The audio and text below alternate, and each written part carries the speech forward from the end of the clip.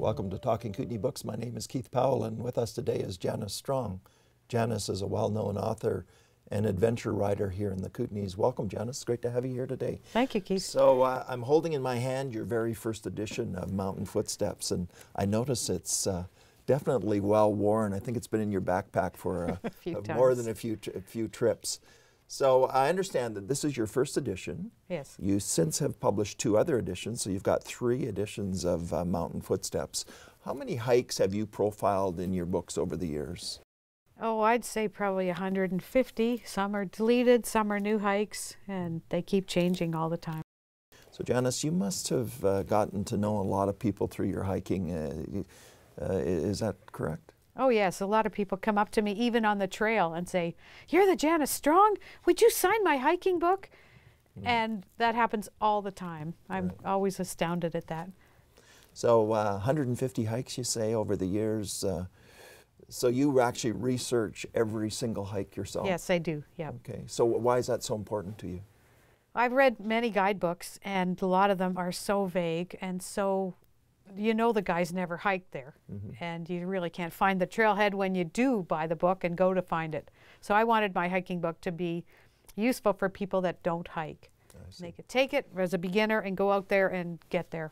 So Janice, just tell us a little bit about how you go ahead with the idea of, you know, here you're on the hiking trail.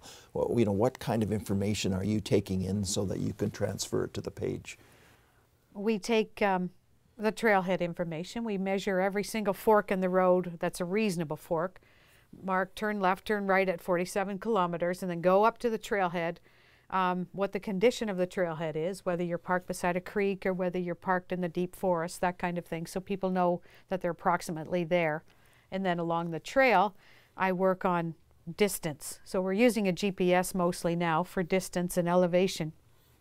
So I say turn left at the, you know, the creek corner where it crosses over, and then that's actually east. So I make sure that it's east and north and left and right, and so people can find it. So obviously your research then pays off with all the details that you're able to put into your hikes. What kind of reaction do you get from readers? Do they like all that detail? Are they? They do. Yeah, they seem to be able to feel confident that they can take my book without any information and find the trailhead and find the trail location. Okay, Janice, 150 hikes. I'm going to ask you maybe a silly question, but what's your favorite hike? My favorite hike is Tanglefoot Lake behind Fisher Peak. And why is that? It's got year-round scenery that changes. So in the spring it's full of wildflowers, summer it's full of wildflowers, and then midsummer you can hike up into all the passes, and then autumn there's large trees all around and they turn golden in the autumn, and then winter people backcountry ski there all the time. So it's a year-round place that's close by. Good. So I was going to have you read from your preface, but actually let's just talk about that. It talks a little bit about how you got started with this process, and I know that goes back many years now, but sort of what inspired you, motivated you to want to write a series of guidebooks? Well, it was a random video that I watched, and they were asking in the video, what do you like to do? I like to hike and I like to photograph. And this, you know, new age guy was talking about, oh, just follow your passion and do what you like and all this stuff that I thought was absolute nonsense at the time. But during the video, I had a flash of inspiration that said, you're going to write a hiking guidebook to the East Kootenay. What? I've never written a thing in my life other than English classes, and I've never, you know, thought myself as a writer. But the idea wouldn't stop, and it wouldn't stop, and it wouldn't stop. So a couple days after the video, the Kootenay Advertiser phoned me up and asked, would you like to write hiking articles for the newspaper? Okay, this is where I'm going. So I accepted the challenge, and Daryl Shelburne worked on the hiking book with me to get it set up. Well, I remember those days. I worked at the Advertiser myself back then, and it was always a popular feature. We always look forward to your columns and your articles in the newspaper at the time, and it's translated into the series of books that you've got. So why do you think people in the East Kootenays just love the outdoors? They just seem to gravitate to the fact that, you know, we can go hiking and enjoy the space that we have. Well, we've hiked in many other places, and we keep coming back here because it's the most diverse and it's the most accessible, and people can get to the hiking trails. Whereas in the West Kootenay, for example, the hiking trails are super steep, and they don't have the wildflowers that we have, and they don't have the open meadows the way we have. Right. So I think every area probably has its own beauty, but the one thing that I think you mentioned is that the accessibility to a lot of our hiking trails is quite good as well. Mm-hmm. Yes. So you've also led a hiking group through the city for many years. Yes. Just tell me about that. I worked with Parks and Recreation in the city of Cranbrook for probably a decade. Mm-hmm. And we take beginner hikers out on morning walks, all women. So they'd go out, they'd never hiked in their life, and I'd teach them how to find the trails, how to find their way back if they get lost, how to find their way back if I'm not available. Mm-hmm. And many of them became hikers after that. So you inspired them to even bigger things? So. I think so. So I know you've published 3 editions of your original book.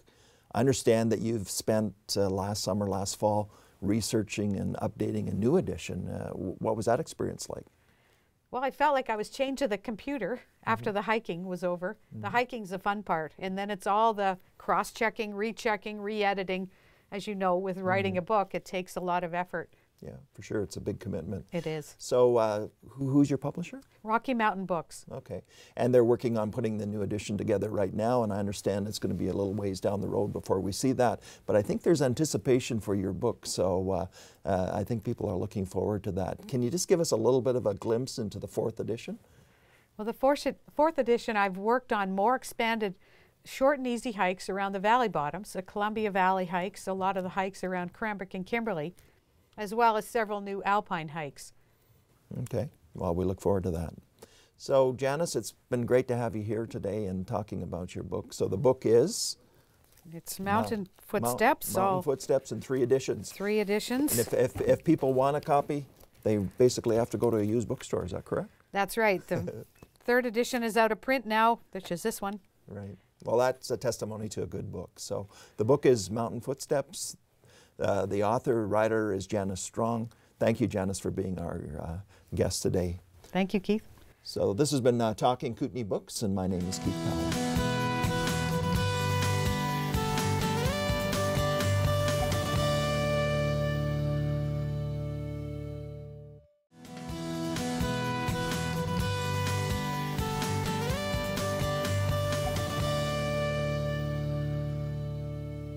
Welcome to Talking Kootenay Books. My name is Keith Powell. I'm the host. And today we're talking with Shelby Cain. Shelby is an author based in Fernie. Her book is Mountain Girl. Shelby, congratulations on your book. Tell me, when did it come out? Thank you. It came out actually in June of 2016. Okay. So we're almost at a year. Okay, so let's just talk a little bit about the cover to start with.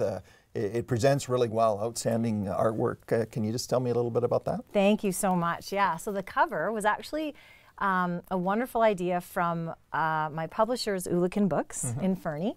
And they work with an amazing designer who works as well for the Fernie Fix magazine. Her name is Vanessa Kroom. And we had sent some ideas. We had some stock photo ideas that were sort of in my head for a long time for Mountain Girl. And we sent them to her and with these ideas, and she came back a few weeks later with our ideas. And she said, you know, I read the book and I was inspired, and she had done this painting.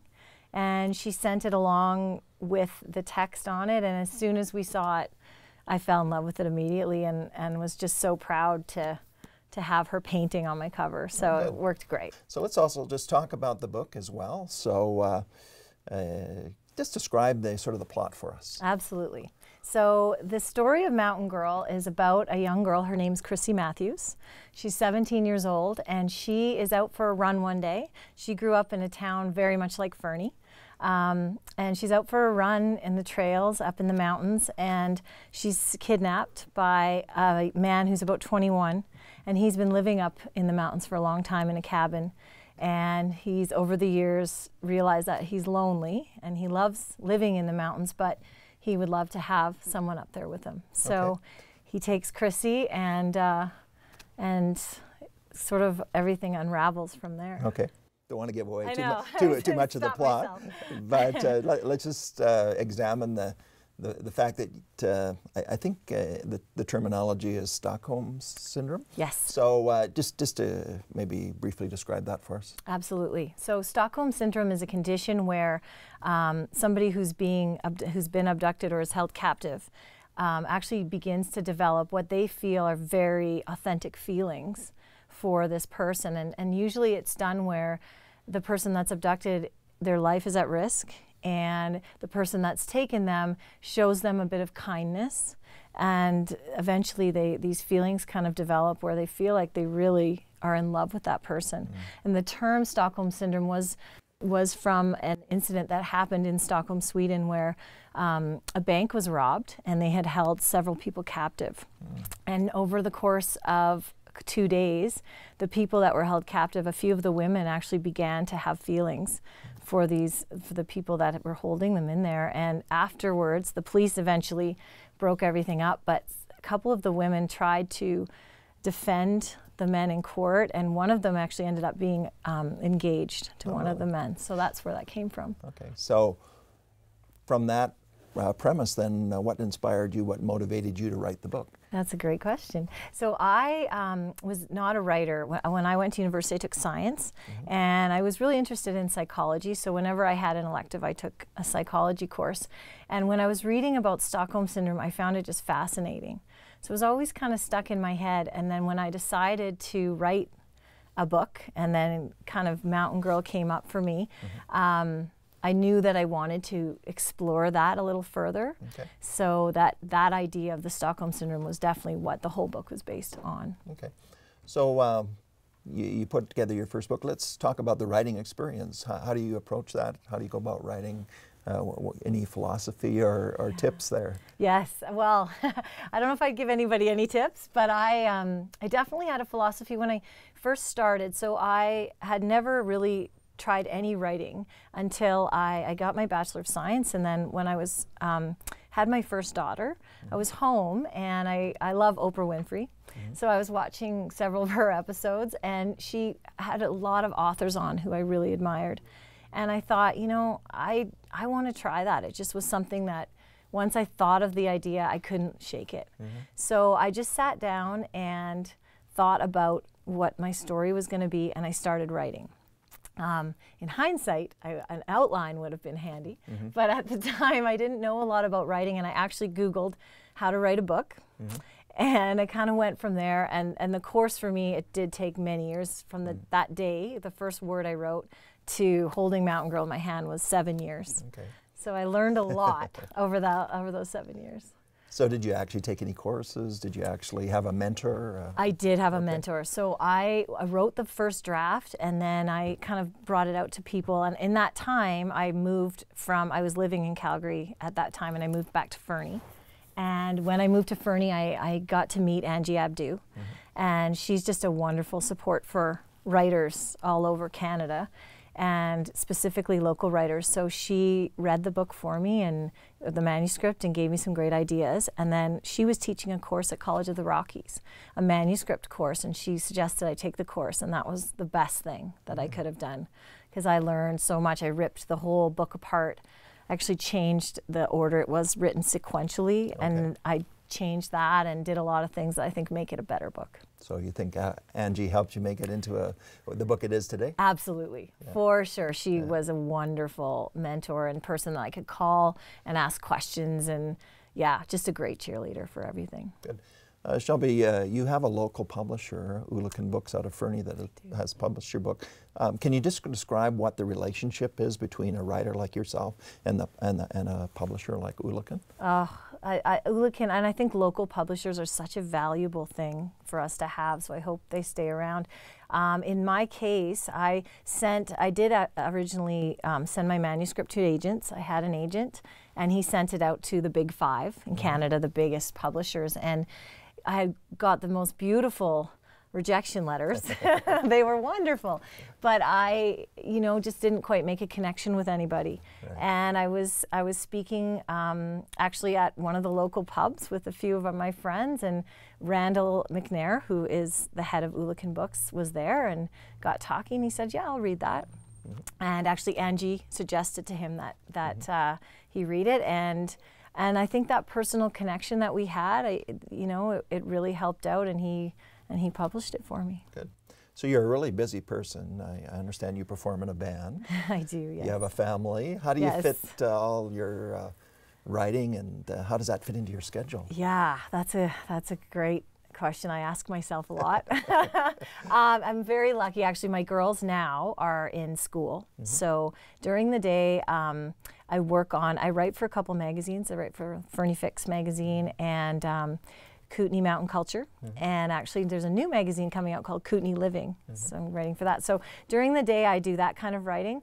In the morning, I'm actually working on a second novel now. So I get up at 5:30, and that's my free time. Make a cup of coffee, and then I dive into my novel. And then we fit band practice in there, and 3:30 I try to be done everything and spend time with my kids. Oh, good. So you really balance it out. Trying. So Shelby, I believe you have a little bit of an excerpt you'd like to share with us right at the start of the book. Could you just read that for us? I'd love to, thank you. Yeah, I chose to start at the beginning because very quickly I wrote Mountain Girl to be like books that I like to read, which twist and turn a lot, and a lot of times you're not sure where people's intentions lie. So quickly it gets into things that you don't want to know. I don't want readers to know early. So I'm just going to do a bit from the beginning. So we're opening up here at the cabin. Chrissy's been at the cabin for 4 years. And this is where I'm going to start the book. The sun rose at last. I sat on the porch, my son cradled in my arms. The spasms that racked his body had subsided, but his limbs were stiff, his back slightly arched. I used the corner of his blanket and dabbed at the foamy drool that continued to leak from his strained mouth. He's dying. I'd repeated these words over and over in my head during the last few hours. He isn't getting better. He's dying. The decision we had to make was one that would destroy everything I knew. It would spiral us into a hell I could not fully imagine, but it was the only choice we had. Maddie's breath was raspy and irregular.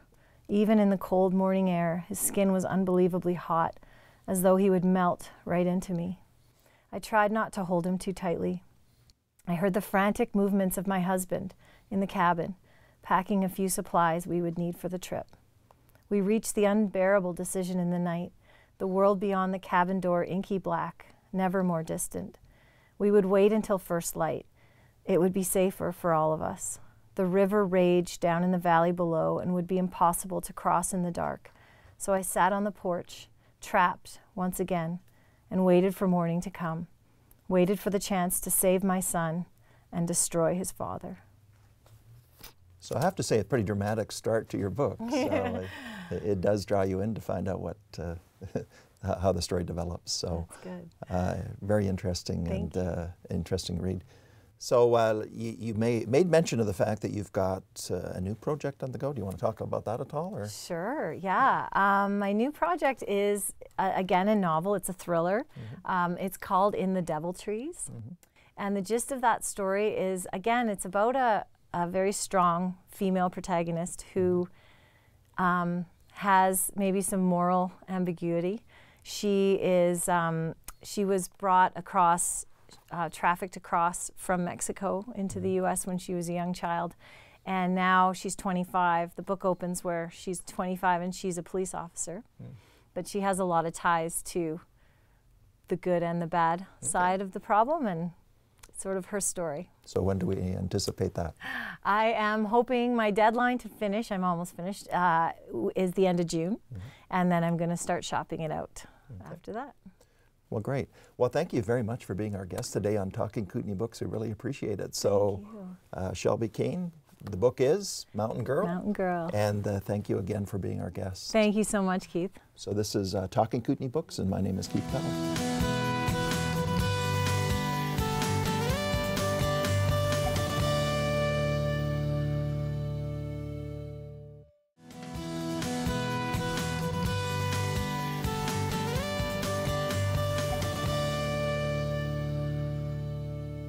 Welcome to Talking Kootenay Books. My name is Keith Powell, the host of the show. Today our guest is Janet Penner. Janet is an author of Waltzing with Dad, A Gift of Legacy. So Janet, you've written a personal memoir.